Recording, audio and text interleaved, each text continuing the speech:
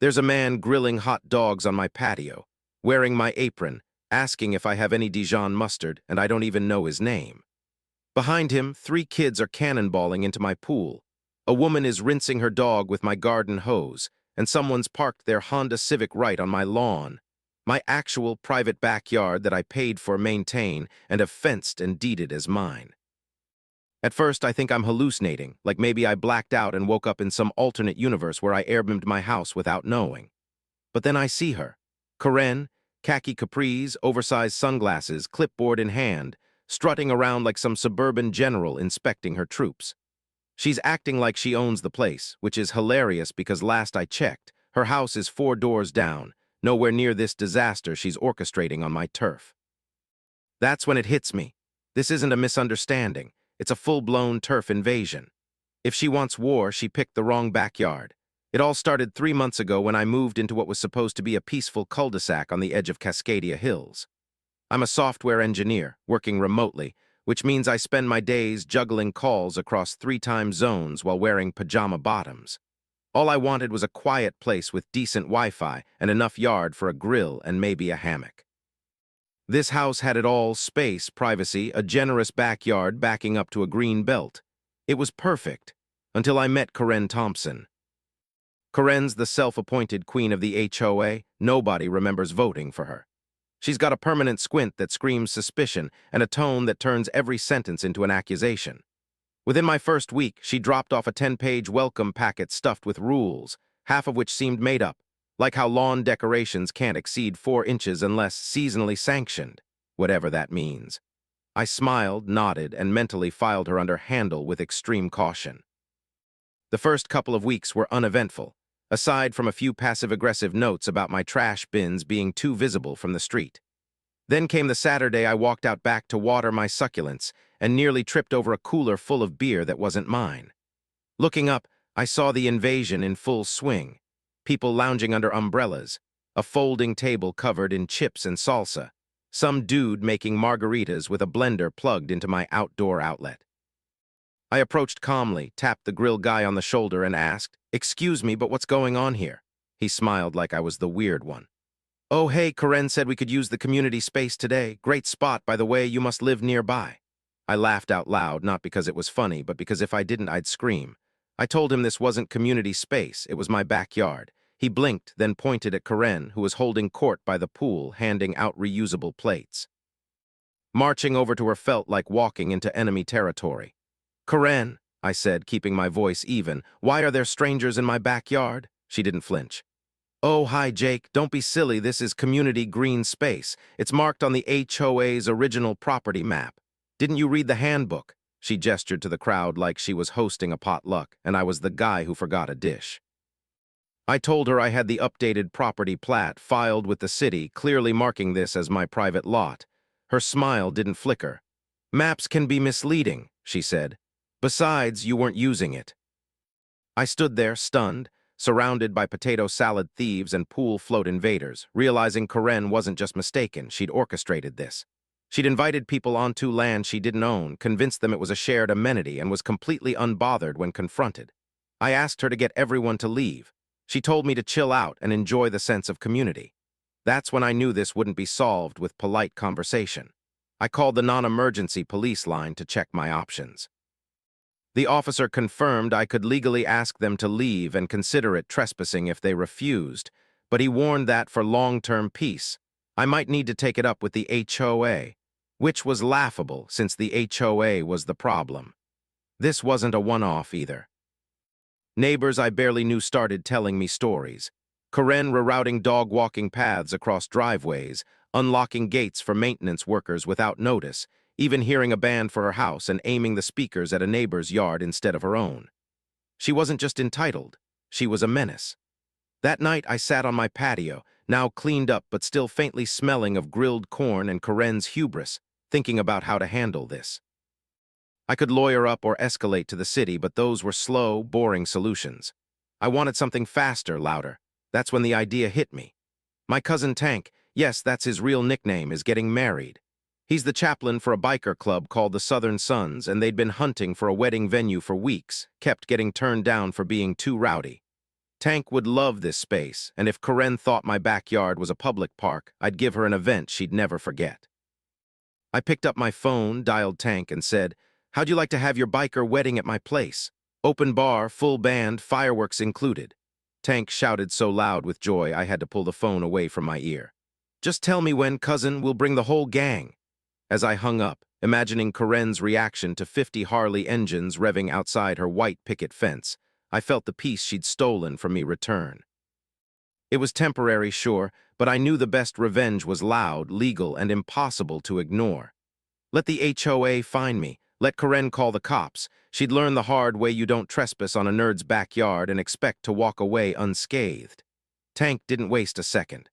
By the next morning, he'd started a group chat with me, his fiancée, Darla, and a dozen of his biker brothers. Messages rolled in fast, questions about parking for motorcycles, where to put tents, whether I'd mind a tattoo artist setting up near the fire pit. Someone asked if I had room for a mechanical bull. I thought they were joking, but Tank replied, "Just bring the inflatable mat, we'll figure it out."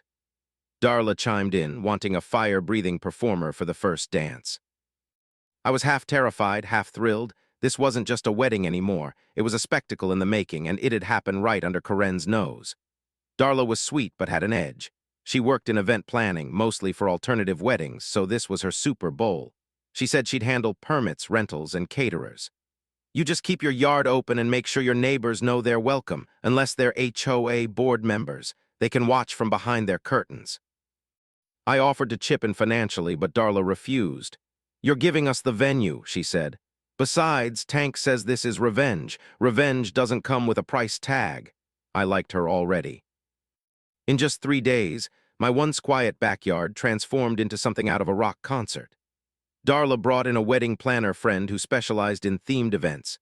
Giant Gothic lanterns hung from strings of fairy lights. A stage rose on the far side of the yard with sound equipment, and a light rig pools in colors during the sound check.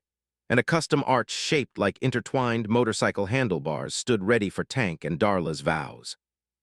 I watched it all go up, sipping coffee, a mix of awe and anticipation buzzing through me like a man about to commit the most satisfying act of civil disobedience imaginable. The neighbors were curious, some peeked over fences, a few stopped by to ask what was happening. I was honest. Biker wedding, live music, fireworks. Some raised eyebrows, others laughed and asked if they could come. I said anyone not on the HOA board or married to Karen was welcome. Word spread fast. People started bringing lawn chairs, offering to help set up. I hadn't meant to start a movement, but this fiasco was turning into a party the neighborhood actually wanted. Karen showed up on the 4th day of setup, right as Tank's crew unloaded 2 kegs and a drum set. She stormed across my driveway, weaving between motorcycles like they were landmines. I was helping Darla hang black and red streamers when I saw her stomping up, face flushed. "What is going on here?" She demanded, arms crossed, voice sharp enough to slice drywall. I gave her my most innocent smile. "Just setting up for a small community event." "This is not sanctioned by the HOA, she snapped. I nodded. "Good thing it's on my private property then." Karen narrowed her eyes. "You can't host public events without board approval, safety concerns, noise regulations, and who even are these people?" That's when Tank stepped in, all 64 of him, bearded, tattooed, wearing a leather vest that said Southern Sons Road Captain. He extended a hand. "Hi there, ma'am. Name's Tank Groomtoby. You must be the lady who thinks this guy's backyard belongs to everyone. Pleasure to meet the source of our inspiration." Karen didn't take his hand. "This is highly inappropriate," she huffed. Tank turned to me and said loudly, "Jake, can we move the mechanical bull closer to the street? I want people driving by to know where the fun is." Karen's eyes practically twitched out of her head. "This will not stand," she hissed. "You'll be fined, all of you. I'm calling an emergency HOA meeting." I waved over my shoulder as she stomped away. "Looking forward to it. Bring snacks." That night, sure enough, a notice was shoved under my door. "Emergency HOA meeting, mandatory attendance, community rec center." I showed up early, wearing a shirt that said "My backyard, my rules," armed with a printed copy of my property lines, the city zoning permit for private events, and the HOA bylaws. Karen sat at the head of the folding table like a scorned monarch, opening with a list of complaints: noise violations, unsafe gatherings, improper use of shared space. I waited my turn. When she finished, I stood, handed out the documents, and walked them through it. I own the land, the city approved the event. It's a private wedding, not a public concert. The guest list is curated, and yes, there'll be fireworks, but they're legal, supervised, and pre-approved by the fire marshal. Any questions? The room went quiet. The HOA lawyer, a bored-looking guy in a wrinkled blazer, cleared his throat. He's within his rights. Karen looked like she might scream, but I cut in. The spirit of the neighborhood isn't legally binding. Several board members looked relieved. One, Greg, whispered to me on the way out, "Honestly, I can't wait. She made us shut down a kid's lemonade stand last month." The next day, the final pieces rolled in. Darla brought a catering truck serving tacos and bourbon-glazed ribs. A bartender set up a coffin-shaped bar. The mechanical bull arrived in all its inflatable glory, and then came the cherry on top. A beat-up van with Big Bang Pyro Company spray-painted on the side. Two guys climbed out, assembling what looked like a 4th of July finale in my backyard, wearing shirts that said, "We make noise look beautiful." Karen was spotted that afternoon on her roof with binoculars. I waved to keep my sanity. I'd added soundproof insulation to my bedroom and office temporarily and parked my car in a neighbor's driveway in case she tried to get it towed. Every contingency was covered. The day before the wedding, Tank gave a speech at the final walkthrough. "This isn't just a wedding, it's a stand for property rights, for love, and for the right to party without HOA tyranny. Let freedom and fireworks ring." Everyone cheered. I nodded quietly, watching Karen's blinds twitch across the street. She had no idea what was coming, and that made it even better. The morning of the wedding started with the deep rumble of motorcycle engines rolling in like thunder. I was still brushing my teeth when the first group arrived. 10 bikes strong, perfectly synchronized, flags flying, leather gleaming in the sun. They lined up along the street like a cavalry of chrome and rebellion. Neighbors came out in bathrobes, coffee mugs in hand, staring with awe and panic. Some waved, a few filmed, one elderly couple brought folding chairs to watch. But from across the street, behind a trimmed hedge and 2 firefighter gnomes, Karen stood frozen on her porch, mouth open, gripping her pearl necklace like she'd witnessed a crime scene. By noon, the block felt transformed. My yard was a full-blown wedding festival. The arch was up, decked with black roses and miniature skulls in top hats. The taco truck served brunch burritos. A cover band blasted a heavy metal "Here Comes the Bride" that actually sounded amazing.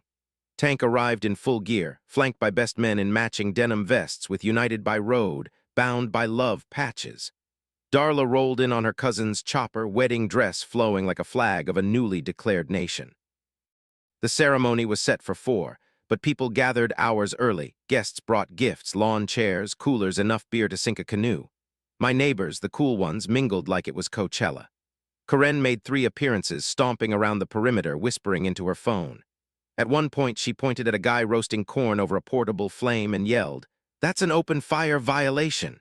He responded without breaking stride, "Ma'am, I am the fire marshal," and offered her a roasted ear. She stormed off, clutching her clipboard like a shield. Then came the ceremony. At exactly 4:00, the band went silent and revving engines took over. Each groomsman rode down the makeshift aisle, stopping short of the altar, forming a roaring semicircle. Tank entered last, helmet under his arm, eyes shining. Darla appeared at the deck stairs, radiant in a white leather dress with silver chains, her veil of lace and black mesh flowing as she descended to a haunting, slowed-down, "Sweet child, oh mine." It was oddly perfect. The vows were heartfelt. Tank promised to always carry extra fuel, literal and emotional. Darla vowed never to complain about oil stains on the driveway. There were tears, laughter, and a moving tribute to Tank's late pit bull that brought the front row to sobs. They sealed it with a kiss as the crowd erupted, engines revved, and a confetti cannon shot red and black streamers into the air. But of course, Karen wasn't done. Halfway through the reception, just as the band launched into a surprisingly decent metal cover of "Can't Help Falling in Love," the lights flickered, then went out completely. The band stopped, the DJ's laptop shut down, the drink machine fizzled. For a few seconds there was silence, then confused murmurs spread through the crowd. I rushed around the side of the house and found the culprit fast, Karen standing beside the utility box with a crowbar in hand, a smug look of righteousness on her face. "I warned you," she said, not even flinching as I walked up. "This is a danger to the community. I had to do something." "Karen," I said, trying to stay calm, "you just tampered with private utility infrastructure. That's not just petty, that's illegal." I'm the HOA president, she barked. I have authority here. You have authority over hedges and mailbox colors, I snapped, not city utilities. That's when the fire marshal walked up behind me. Ma'am, he said firmly, did you touch that box? Karen looked at him like he was a mosquito. I had no choice. He eyed the crowbar, then pulled out his radio. Dispatch, I've got a woman here interfering with electrical infrastructure, might need a unit. Karen's eyes widened. Wait, what? I cut her off. Everything's recorded, I said, pointing to the small camera near the gutter. So unless you want a police report with your name on it, I suggest you walk back to your house, keep your hands to yourself, and maybe take a long look at what personal boundaries mean. Karen didn't reply. She just turned and walked off, her steps less confident than before. Thankfully, I'd planned for sabotage. Within minutes, the backup generator kicked in, lights flickered back on, music resumed, and the crowd cheered like it was a rock concert encore. One of the bikers handed me a beer and said, "That was better than the fireworks." Speaking of which, those came next. At exactly 8:30, the sky lit up with the first blast. It wasn't just sparklers. These were full-blown, professionally launched pyrotechnics, blues, reds, silver bursts cascading into showers. The crowd gasped and clapped as the sky danced. Kids whooped. One guy proposed to his girlfriend under a heart-shaped firework. Karen made one last attempt to ruin it, marching down the street in her robe, wielding a garden hose like a weapon. But as she approached, the fire marshal and 2 police officers, who'd been invited and were eating tacos, stepped in her way. One held out a plate. "Ma'am, please relax and enjoy the show. We've got this under control." Karen froze, looked around, and realized no one was backing her up. Not her board, not the neighbors, not even her husband, who'd slipped away to join the festivities. She turned slowly, hose dragging behind her, and retreated into the night. By the end, people danced barefoot on the grass, lights glowed like a concert stage, and Tank and Darla were officially married. I stood there, beer in hand, watching the final firework burst into 1,000 gold sparks, thinking this might be the most satisfying day of my life. Karen had thrown everything at me, rules, threats, sabotage, and all she'd done was make my party more legendary. She didn't grasp that I hadn't just fought back. I'd turned her twisted sense of authority into the stage for her downfall. She wanted control. Instead, she became a footnote in the best party our street had ever seen. The morning after the wedding felt like the calm after a storm, if the storm included leather jackets, fireworks, and 3 separate marriage proposals. My backyard was a mess of empty cups, stomped confetti, and a lone motorcycle helmet resting on a garden gnome. But the good news? Cleanup was already underway. Tank's crew, true to their word, were surprisingly efficient. By 10:00 a.m., the stage was coming down, trash bags piled neatly by the curb, and someone was power washing my patio. It was the kind of post-party morning that still smelled like smoked ribs and victory. But the peace didn't last. I'd barely finished my second cup of coffee when I heard angry footsteps crunching on gravel. I turned just in time to see Karen marching up my driveway like she was leading a battalion, eyes red from either lack of sleep or sheer fury, waving a thick manila envelope like the sword of justice. Behind her trailed 2 lesser HOA board members, Greg, who always looked like he regretted being there, and Linda, who carried a tablet and seemed more interested in logging everything than participating. "Jake," Karen snapped, stopping in front of me with the air of a royal decree, "you've left us with no choice. We're initiating formal proceedings against you. You've committed multiple violations, disturbing the peace, unauthorized public gathering, illegal signage, and hosting a mechanical bull without board approval." I blinked. "That last one's not real." "It is now," she hissed. Greg awkwardly cleared his throat. "Actually, Karen, the board hasn't voted on any of this yet." She spun on him. "Greg, you agreed to back me." "I said I'd attend the meeting," he replied weakly, "not declare war." I could barely hold back a grin. Karen, realizing her backup was melting, shoved the envelope into my hand. "Regardless, we've received over a dozen complaints from concerned residents. Your behaviors made people feel unsafe. You've tarnished our community's image." I opened it, pulling out photos, emails, and screenshots from next-door rants and poorly cropped Facebook posts. One blurry photo showed me laughing next to a guy holding a smoked turkey leg like a microphone, captioned, "This is what the HOA is allowing now." "Karen," I said calmly, "most of these are your own posts. I can see your name on half of them." She opened her mouth to object, but Linda stepped forward with a quiet cough. Actually, we've also received counter feedback. Karen turned sharply. What? Linda looked at her tablet. Over 20 emails and voicemails thanking Jake for hosting. A few said it was the most fun they've had in years. One guy wrote a poem. A poem? Karen repeated, horrified. Linda nodded. Also, someone started a petition to rename the community park Freedom Field. It's got 60 signatures so far. Karen's left eye twitched. This is absurd. That was a display of chaos. We're supposed to be a respectable neighborhood. I glanced at the quiet street, neighbors chatting happily, one wearing a Love Rides Loud wedding favor t-shirt. Looks pretty respectable to me, I said. Besides, you said it was community space. She pointed at me furiously. You tricked everyone. I just took your logic to its natural conclusion, I said. You wanted my yard to be a public venue, I gave you a front row seat. Karen had nothing to say. She stormed off, leaving Greg and Linda behind. Greg gave me a small nod and followed. Linda hesitated, then smiled slightly. The fireworks were really good. By the next HOA meeting, things had shifted a lot. Karen tried to rally her usual allies at the next HOA meeting, but they were suddenly less enthusiastic. Turns out, a lot of folks had enjoyed themselves at the wedding. More importantly, many realized how exhausting Karen had become. Someone pointed out how she'd find them for a too whimsical decorative frog statue. Another brought up her ban on inflatable holiday decorations for encouraging tackiness. The mood wasn't just against me, it was turning against her. I stood up, presented my case, and ended with a video montage I'd thrown together the night before. Clips from the wedding, footage of Karen attempting to cut power, a slow-motion pan of smiling neighbors, kids dancing, one guy fist-pumping during the fireworks finale. The last frame was my deed, zoomed in on the property line. Silence followed, then someone clapped, then more joined in. Karen didn't clap. Instead, she stood and gave a chaotic, spiraling speech, accusing me of inciting a coup, manipulating the neighborhood, and undermining suburban civility. She even claimed I'd trained a dog to bark when she passed my house. I don't own a dog. The vote to remove her as HOA president passed with an overwhelming majority. The twist: the woman nominated to replace her was Darla. She and Tank had decided to buy a house in the neighborhood post-wedding. She'd gotten her real estate license approved just in time to attend as a full-fledged resident. When someone jokingly suggested she take over, she laughed, then agreed. Honestly, she said, after planning that wedding, running a neighborhood will be easy. Karen left in stunned silence. Her rule was over. In the following days, things changed.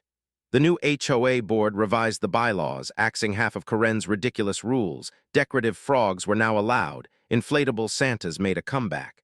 People started hanging out more, inviting neighbors over, even hosting driveway movie nights. It was like the neighborhood took a deep breath for the first time in years. I got thank you notes, home-cooked meals, and one enthusiastic hug from the guy who'd proposed during the fireworks. My yard remained mine, but earned the affectionate nickname, the venue. Someone even made a jokey Google Maps listing for it. I didn't mind. I'd earned that reputation. Karen, meanwhile, went quiet for weeks. No one saw her. Her lawn grew out of regulation. Her mailbox leaned slightly. No next-door posts, no meetings, no complaints. It was almost eerie. Then one day, a big moving truck showed up. Karen was gone by nightfall, leaving no forwarding address, no goodbye, just a handwritten note on the community bulletin board. Some people don't appreciate order. Someone crossed it out and wrote, some people don't appreciate tyrants. And just like that, her chapter closed. For me and the neighborhood, a new one began, fewer rules, more cookouts, no clipboard-wielding HOA presidents. Peace returned to Cascadia Hills, not with silence but with music, laughter, and the occasional Harley engine revving down the cul-de-sac. Tank and Darla settled 2 streets over, quickly becoming community favorites. Darla took her HOA role seriously, but in the best way, streamlining communication, ditching useless bylaws, holding meetings with actual food instead of dry cookies and awkward silences. Tank became an unofficial enforcer, not with rules but generosity, fixing flat tires, repairing kids' bikes, ready to knock on doors with a smile if anyone stepped out of line. As for me, I went back to work, but my yard stayed a local legend. People mentioned the biker wedding like it was a Woodstock-level event. One neighbor asked if I'd host another. I laughed. Only if another Karen tries to claim my property. A running joke started. Anytime something ridiculous happened, someone would say, "You want another biker wedding? because that's how you get another biker wedding. One evening, as I watered my plants, a man I didn't recognize approached the fence, tall, in a too-tight suit, holding a clipboard. I tensed, flashing back to HOA nightmares. He introduced himself as a reporter from a local online magazine. Apparently, the story had spread. Someone posted it on Reddit, entitled People Forum, and it blew up. He wanted a feature. I hesitated, then said, only if it includes Tank's vows and a photo of Karen mid-scream. He grinned, promising to try. The article went live a week later. How a biker wedding ended HOA tyranny in Cascadia Hills, with photos, quotes, even a dramatic property line map. The comments were gold. Justice tastes like barbecue. Let the man host his biker raves in peace. It got shared, reposted, and soon I was getting messages from across the country, people with HOA nightmares. A guy from Florida said, "You inspired me to host a mariachi concert in my garage." Another from Colorado wrote, "You've given me strength to put up my inflatable Bigfoot again." I laughed and felt oddly honored. Things were good, almost suspiciously so. Then, just when I thought the story was done, an envelope arrived. No return address, but the tight, aggressive handwriting was unmistakable. Inside was a photocopy of a formal complaint from an HOA in Scottsdale, Arizona. Karen had moved to a gated community and was already causing chaos, trying to enforce emergency decorative restrictions, reporting a neighbor for grilling on a weekday, filing 6 noise complaints about birds. The twist: the complaint wasn't against her, it was about her. Someone had found my story and sent it to her new HOA, who were now building a case to oust her. They even asked, "Do you have further footage or history we might reference?" I nearly dropped the letter from laughing. At my computer, I composed a reply, attaching the wedding video, HOA meeting vote results, and a statement starting, "Once upon a time, a woman with a clipboard tried to claim my backyard." I hit send with a satisfaction most only feel hitting a game-winning shot. It was closure, not courtroom drama or fines, but fireworks, friendship, and quiet justice. Karen had fled when she couldn't control us, only to repeat her cycle elsewhere. Maybe she'd never change, but we had, and that was enough. That weekend, Tank and Darla hosted a block party, officially HOA sanctioned, with flyers and a bounce house. The streets showed up. Someone brought a karaoke machine, another handed me a Backyard Hero t-shirt. I tried to play it cool, but was beaming inside. Darla toasted halfway through, raising her glass. "To Jake, for showing us what happens when you stand up to nonsense with strategy, firepower, and style." Everyone cheered. Tank revved his bike for emphasis.